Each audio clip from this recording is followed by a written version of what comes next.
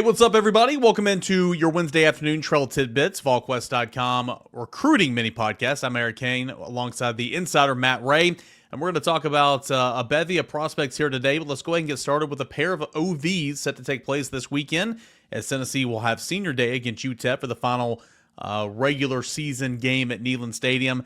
Let's start with the running back, a Southern Cal commit, Dwan Morris. Tennessee's looking, of course, trying to add a second back to this class, and they've been in on him, out on him, in on him, out on him, and it feels like those talks have been kind of heating up here in the last couple of weeks, and big weekend coming up for Dwan Morris. Yeah, this is a big weekend coming up for Dwan Morris, Eric. I mean, you're looking at really your final shot with him. If you're Tennessee, he is, going to get his final questions answered. Tennessee did a good job of showing him everything that he wanted to see during his unofficial visit earlier in the month, but this weekend's going to be important. I think as Dwan Morris and his family gets back out here, there's questions collectively for them that they want to get answered and see more about Tennessee because, credit USC, despite a struggle this season and a letdown for Lincoln Riley's program, they've done a really good job of recruiting Dwan Morris since the spring, back when he committed there.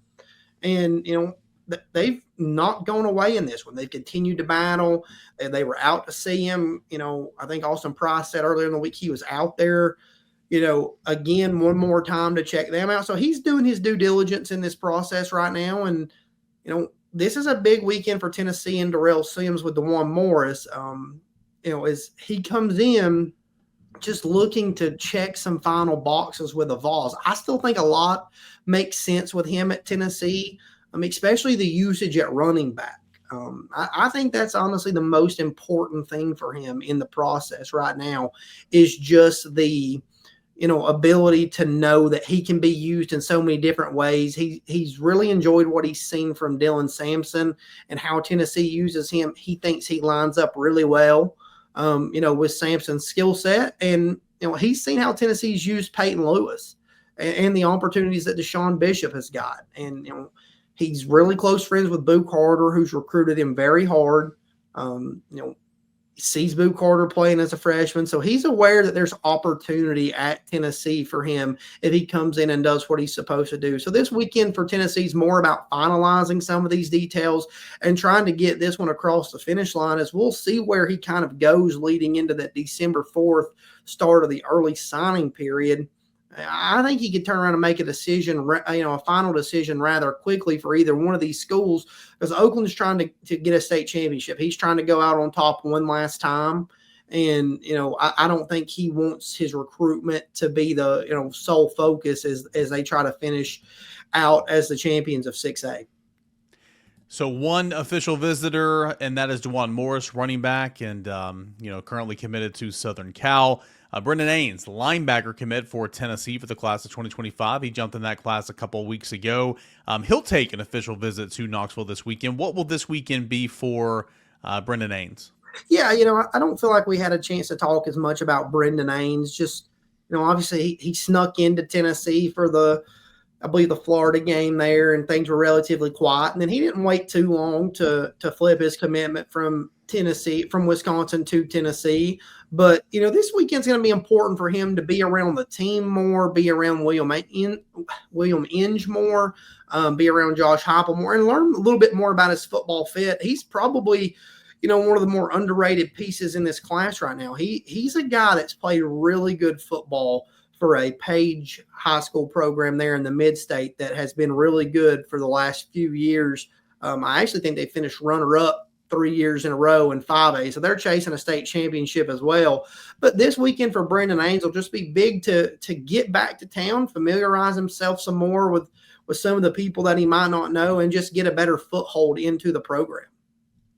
So those are the two official visitors Tennessee is set to play host to this weekend when the Volunteers take on UTEP. Let's go to a target for the last couple of months, it feels like, and a really talented player, top 50 overall player, top 40 according to On3. That's defensive lineman Isaiah Campbell, previously Clemson commit.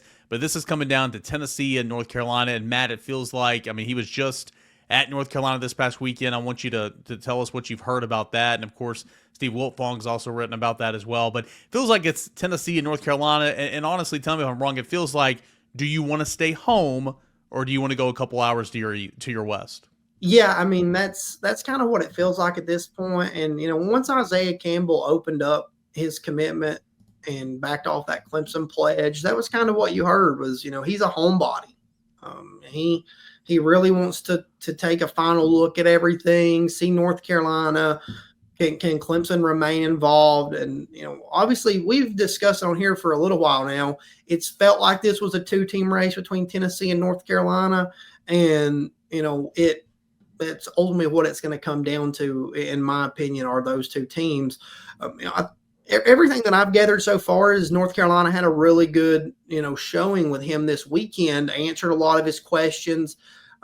He's very in tune with the recruiting process. He deep dives into everything. He looks at everything. He talks to people on the academic side, on the football side, on the nutrition side. He wants to make an informed decision this time around.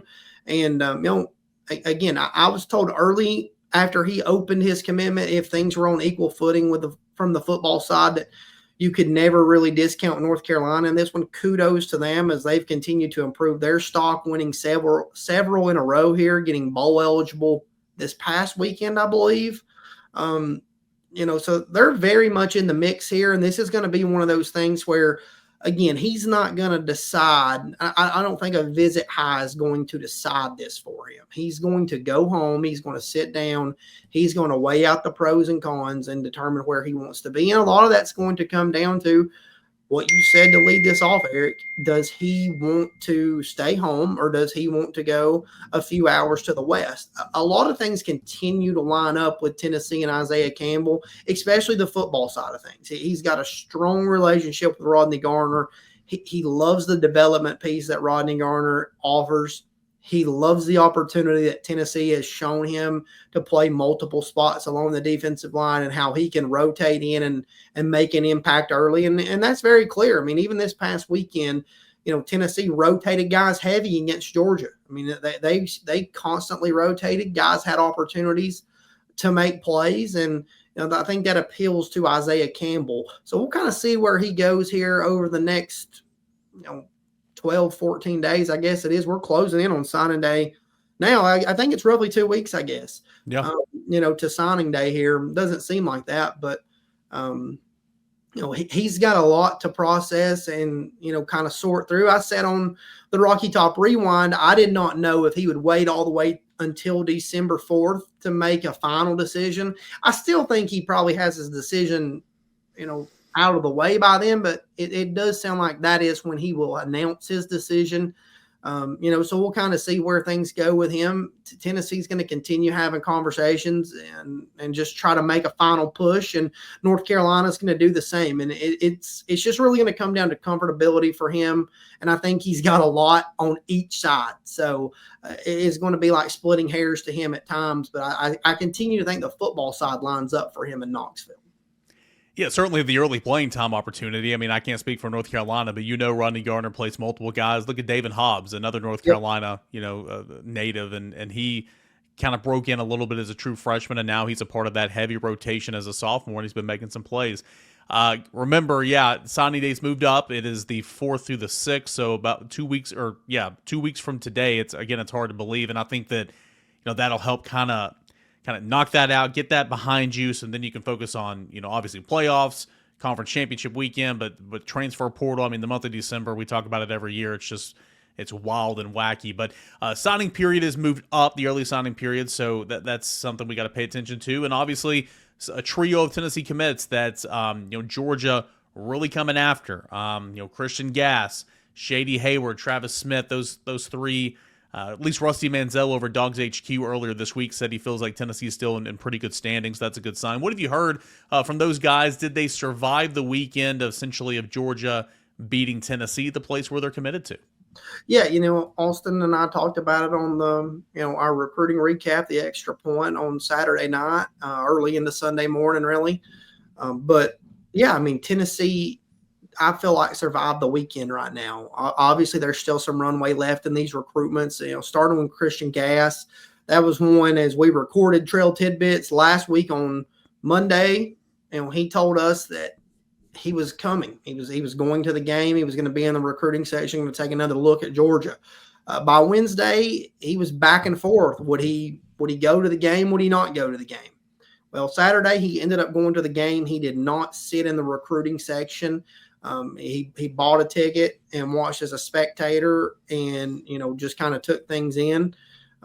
And the more that I've asked around there, the more that I've continued to check around there. Yeah, Georgia's swinging hard. They want Christian Gass in this class. He's a top 100 prospect essentially in the On3 rankings.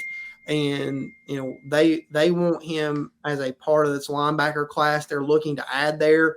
But they're still fighting an uphill battle. Tennessee's done a really nice job with his family, with him, of solidifying relationships. The Vols were on him early, and he sees a football fit in Knoxville. Obviously Georgia's not going to go away. He's about 45 minutes from Athens, where he's at over there in Newton County. And that's something that they're still trying to pull on. But as we ease closer to signing day, it feels like things are solidifying more with Tennessee and Christian Gass at this point. With Shady, go ahead, Eric. I was just going to set it up. Yeah, Shady Hayward's another one that has been in this class for a little bit. But when you talk about the pursuit from other programs, specifically Georgia, Shady's very much been in that conversation. I know you've had some dialogue with him the last couple of weeks about this as well. Yeah, Shady Hayward was clear to me early in the week last week that he has no intentions of setting foot back in Athens during this recruiting cycle. And he did not show up for the game this weekend. And, from the Tennessee side, he's continued to have really strong communication. And I think it's really important to Shady Hayward that Tennessee started recruiting him in November. They offered him in person. That was a big deal to him. We've talked about it on the show here before, how big getting that offer from Tim Banks was. But the fact that they never slowed down, right? Georgia's pursued Shady Hayward hard at times, very hard. They've swung really hard. They swung hard during the summer for OVs. They've pushed again here in the fall. Tennessee's never stopped. And for a guy like Shady Hayward, that's something that matters. The more I've asked around, checked around, yep, Georgia's still going to recruit him. No surprise there. But again, another guy right now, Tennessee's facing an uphill battle, or that Georgia's facing an uphill battle to pull away from Tennessee. It's what you like to hear if you're a Tennessee fan. Not just because you're coming off a loss to Georgia, but when you're trying to bring in the most talent, it's the Alabamas, the LSUs, the Georgias, and you're again, go back and look at Arian Carter a couple cycles ago. Tennessee beat Alabama head to head. Go back and there's been more. Don't get me wrong, but you need to be winning these types of battles, not just gaining commits, but holding on to those commits up until signing day. And another one, been committed to Tennessee for quite some time. He's a top 100 national player, top 60 player for On3, and that is Travis Smith. Tennessee commit. Auburn's been after him big time. Georgia's after him as well. Kind of where's the latest as we're 2 weeks out from signing day with Tennessee wide receiver commits. One of the best commits in this class, and that's Travis Smith. Yeah, I continue to like where Tennessee is with Travis Smith as well. He told me early in the week he was going to the game. Told me on Saturday night that he didn't go to the game, and there's still some speculation that he was there as a fan. He definitely was not in the Georgia recruiting section, I can tell you that.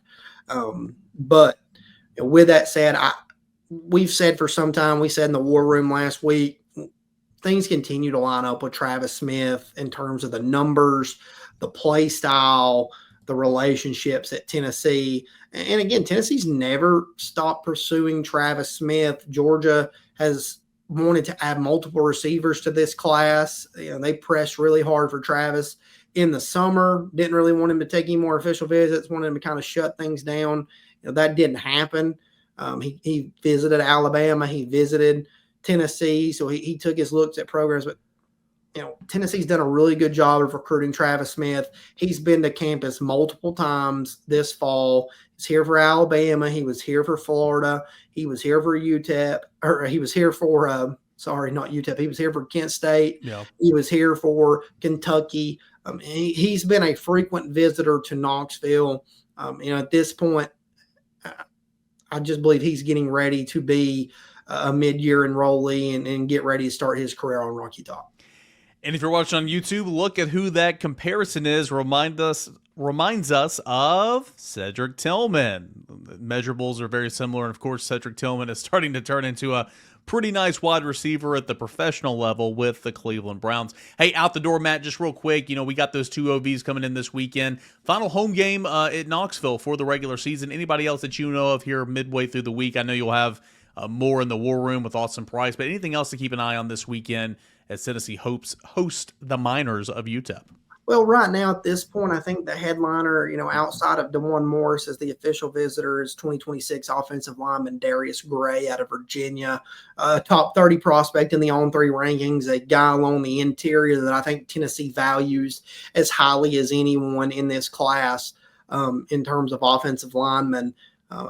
Heavyweight battle, a guy that's looking at Ohio State, Michigan, Georgia, Alabama, Tennessee, and South Carolina is very much in the mix. They made a strong push for him, with a game day visit earlier in the fall. So this is a big visit for Tennessee.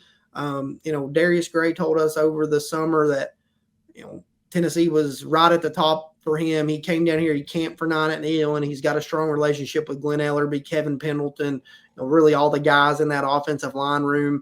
But, we're 4, 5, 6 months away from that now.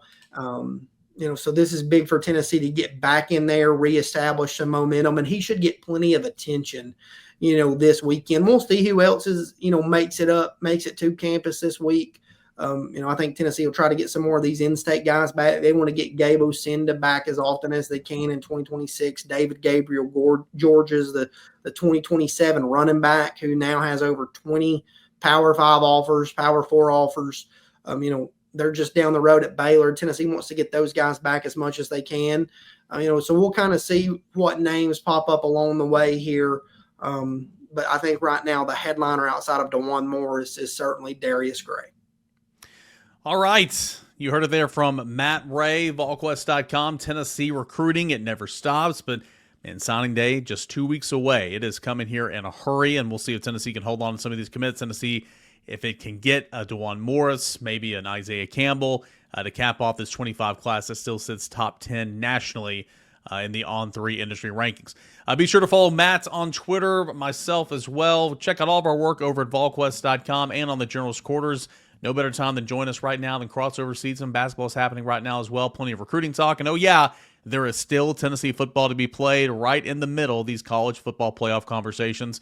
Appreciate you guys for listening and checking us out here at Volquest.com. This is Trail Tidbits.